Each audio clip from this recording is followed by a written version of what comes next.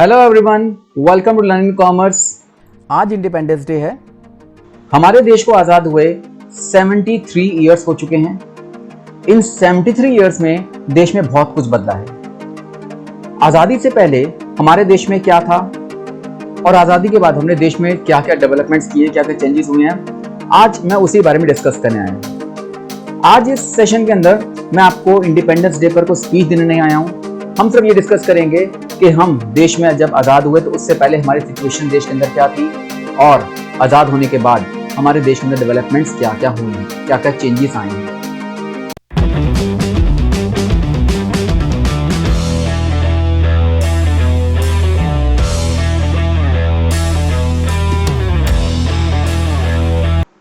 हमें पता है इस देश को आज़ाद कराने में बहुत बड़े बड़े वॉरियर्स हैं जो इन्होंने बहुत बड़ा कंट्रीब्यूशन दिया है।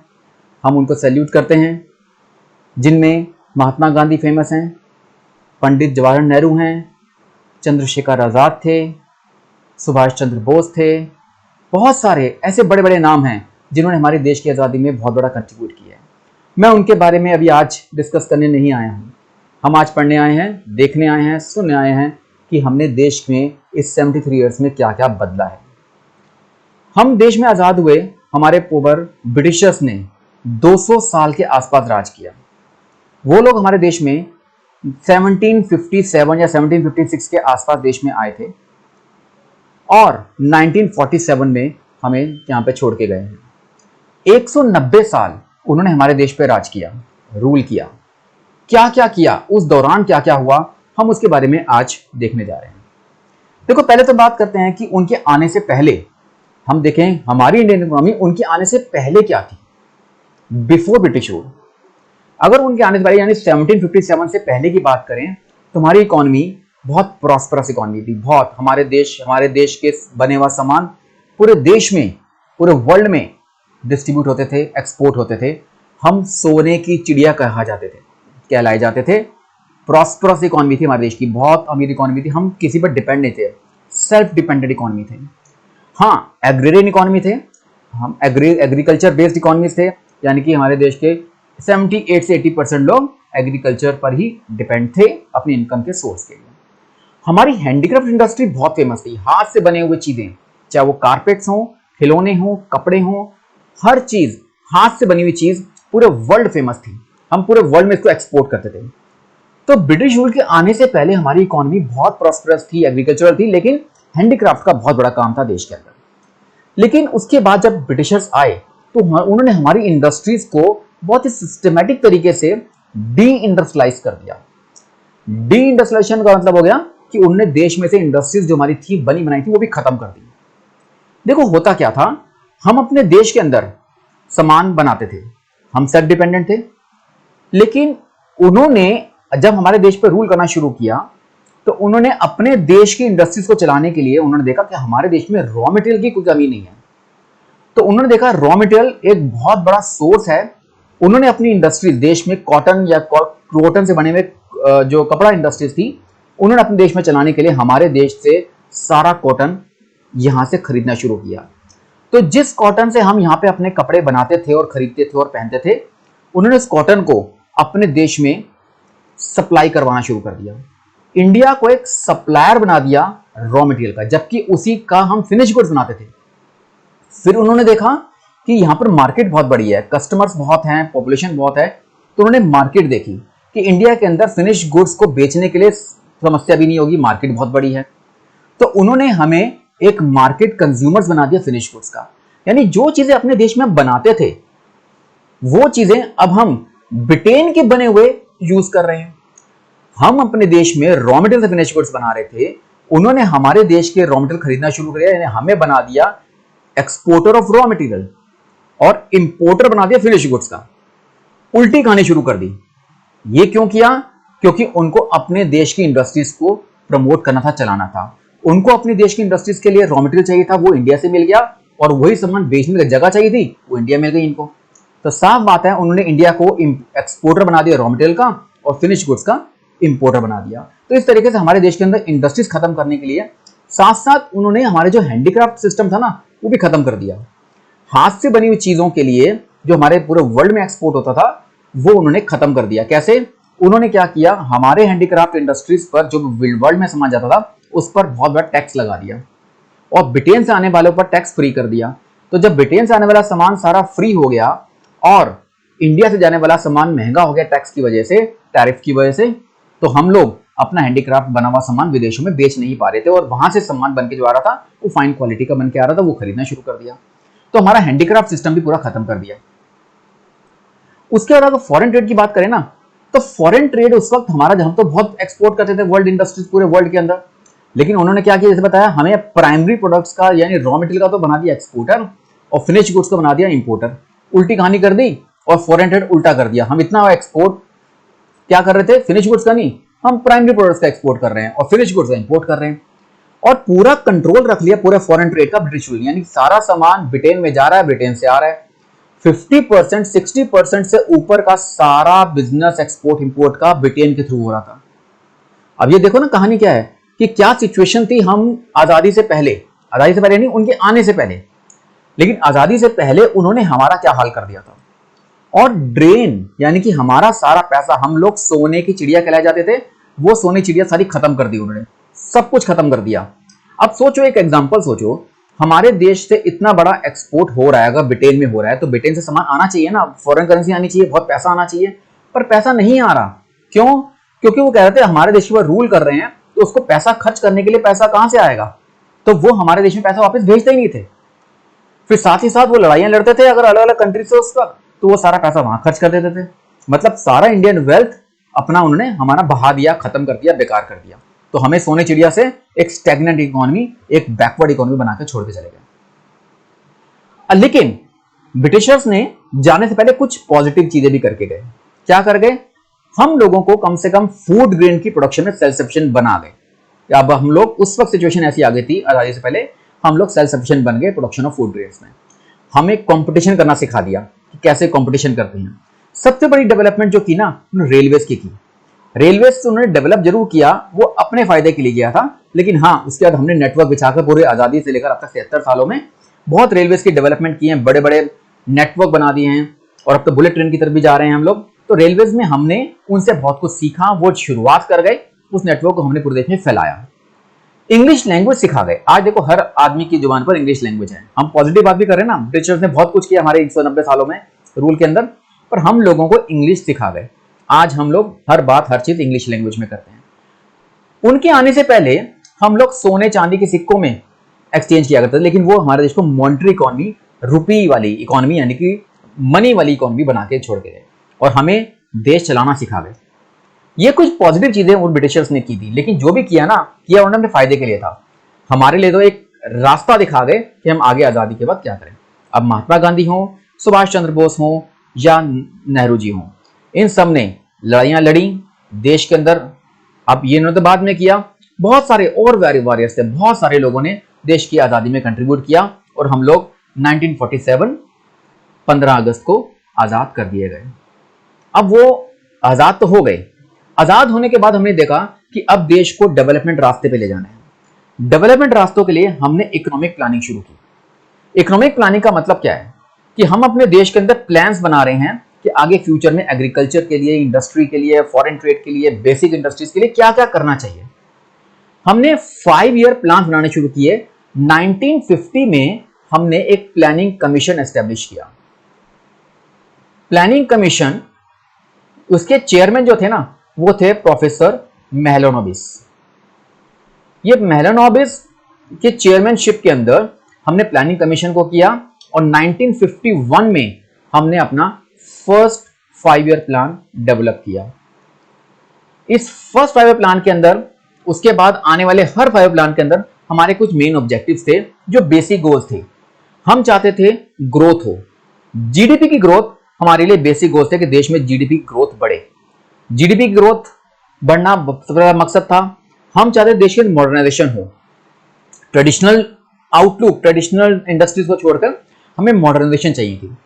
नई नई टेक्नोलॉजी के साथ प्रोडक्शन बढ़ानी थी। हम अपने चाहते थे अपने पैरों पे खड़े हो जाएं, सेल्फ रिलायंट इकोनॉमी बन जाए, हमें किसी यूएस जैसी कंट्री के ऊपर डिपेंड ना होना पड़े। और चाहते थे इक्विटी, किसी का भेदभाव ना हो, सबको बराबरी का मौका मिले, एम्प्लॉयमेंट अपॉर्चुनिटीज में, इनकम अपॉर्चुनिटीज में, हर मामले में बराबरी का मिले, बराबरी का अपॉर्चुनिटी मिले हर एक सेक्टर को, हर एक तबके को, चाहे वो SC ST हो, जनरल हो, किसी भी कैटेगरी लोगों सबको बराबर का मौका मिले। ये हमने इकोनॉमिक प्लानिंग में सोचा।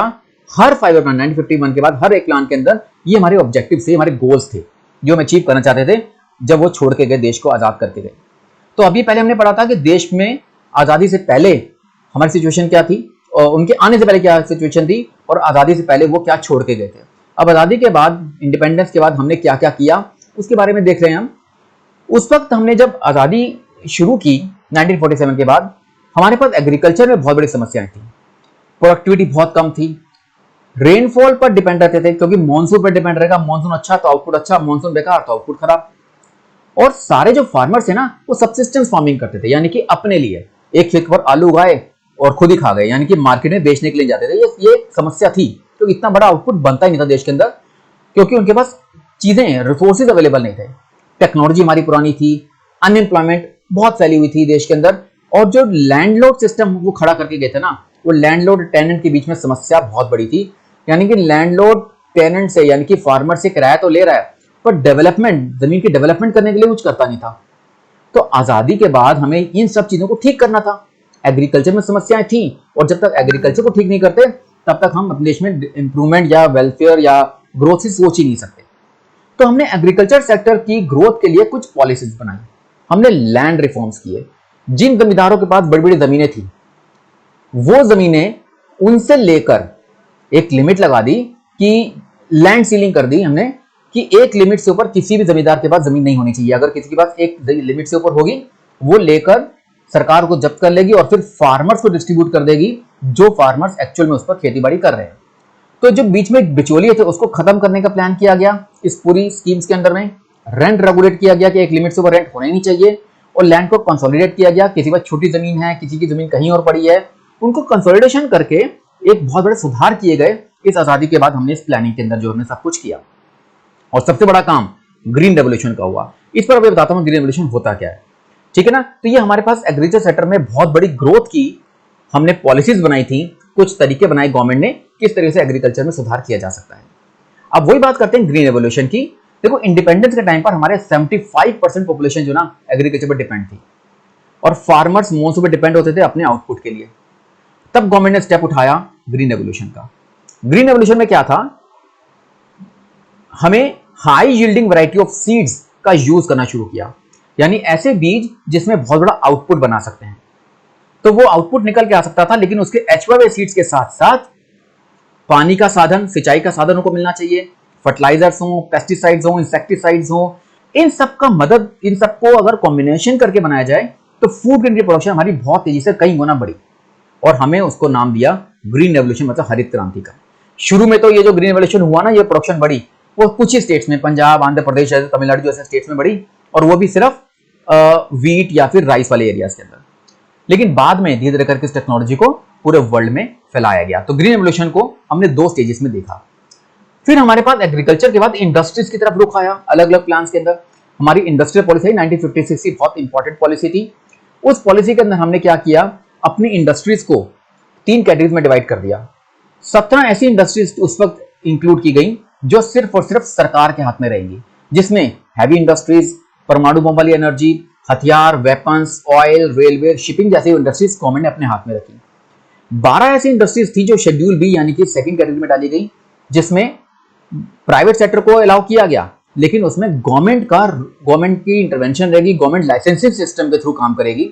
इसमें शेड्यूल बी वाली कैटेगरी के अंदर, और शेड्यूल सी में ऐसी कैटेगरी थी जहां पे पूरी तरह प्राइवेट सेक्टर को अलाउ कर दिया कि जो मर्जी बनाओ, जैसे मर्जी बनाओ। इंडस्ट्रियल पॉलिसी 56 की आई, और उसके बाद स्मॉल स्केल इंडस्ट्री पे बहुत जोर दिया गया।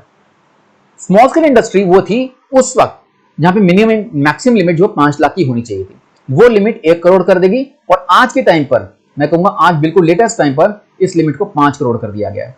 मतलब कि 5 करोड़ से कम वाली जितनी भी इंडस्ट्रीज हैं वो सब स्मॉल स्केल इंडस्ट्री में आती हैं। और इस स्मॉल स्केल इंडस्ट्री पे इसलिए फोकस किया गया क्योंकि इसी से देश के अंदर एम्प्लॉयमेंट को बढ़ाया जा सकता है। देखो एक बड़ी इंडस्ट्री मान लो 1000 एम्प्लॉइज को भी काम दे रही है, लेकिन जितने फंड से आप एक बड़ी इंडस्ट्री लगा रहे हो उससे आप उसी पैसे से आप 1000 इंडस्ट्रीज लगा सकते हो छोटी छोटी।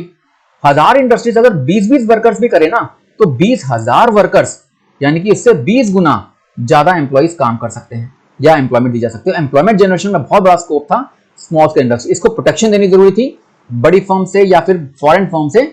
वो गवर्नमेंट ने कोशिश की कि जितना स्मॉल स्केल इंडस्ट्रीज को बचाएंगे बढ़ाएंगे उतना देश के अंदर एम्प्लॉयमेंट जनरेशन बढ़ेगी। उसके बाद बात आई रिफॉर्म्स की। 1950 से लेकर 1990 तक जो किया हमने किया, इसमें समस्याएं पैदा शुरू हुई। 1991 में हमारी कंडीशन और थोड़ी खराब होनी शुरू हो गई, तो हमने रिफॉर्म्स किए। रिफॉर्म्स में आया न्यू इकोनॉमिक पॉलिसी। इसके बारे में बताता हूं, लेकिन समस्याएं क्या थी? समस्याएं थी हमारा पब्लिक सेक्टर, गवर्नमेंट सेक्टर बहुत खराब परफॉर्मेंस दे रहा था। हमारा एक्सपोर्ट इंपोर्ट का स्पेस था वो बहुत नेगेटिव था, महंगाई बहुत थी, कर्जा बहुत था, फॉरेन एक्सचेंज रिजर्व देश के अंदर बहुत कम हो चुके थे और इनएफिशिएंसी करप्शन तो देश में बढ़ता जा रहा था। तब उस वक्त उस वक्त के जो फाइनेंस मिनिस्टर थे डॉक्टर मनमोहन सिंह, जो भी प्राइम मिनिस्टर थे पिछले, उन्होंने न्यू इकोनॉमिक पॉलिसी 1991 को लॉन्च किया।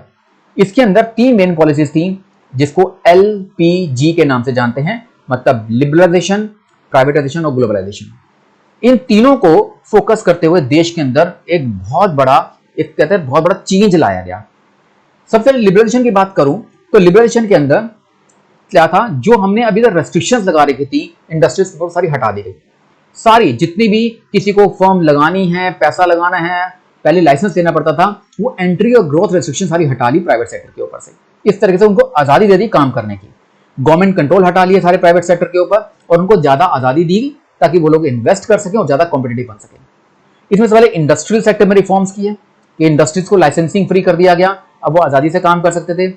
फाइनेंशियल सेक्टर में चेंजेस आए, किस तरीके से बैंक्स को आजादी दी गई काम करने की। टैक्स में रिफॉर्म्स किए गए, टैक्स की चोरी बचाने के लिए टैक्स के सिस्टम को पूरा सिंप्लीफाई किया गया। फॉरेन एक्सचेंज में रिफॉर्म्स किए गए और इन्वेस्टमेंट पॉलिसी में FDI वगैरह में चेंजेस लाकर, FII फॉरेन इंस्टीट्यूशन इन्वेस्टमेंट में चेंजेस लाकर इसमें इन्वेस्टमेंट पॉलिसी के अंदर भी चेंजेस लाए गए। ठीक है ना। उसके अलावा प्राइवेटाइजेशन किया गया। प्राइवेटाइजेशन के अंदर धीरे धीरे करके अपनी जो गवर्नमेंट सेक्टर इनएफिशिएंट दिखा रहे थे, वो इनएफिशिएंसी को खत्म करने के लिए हमने धीरे धीरे करके उनको प्राइवेटाइज करना शुरू कर दिया ताकि उनकी एफिशिएंसी बढ़ाई जा सके। और ग्लोबलाइजेशन का मतलब होता है पूरी इकोनॉमी को पूरी वर्ल्ड इकोनॉमी में जोड़ देना। अब हमने पूरे रास्ते खोल दिए, आना जाना, सामान लाना जाना, उसके अलावा टेक्नोलॉजी का आदान प्रदान, सब कुछ आसान हो गया, बहुत ईजी हो गया।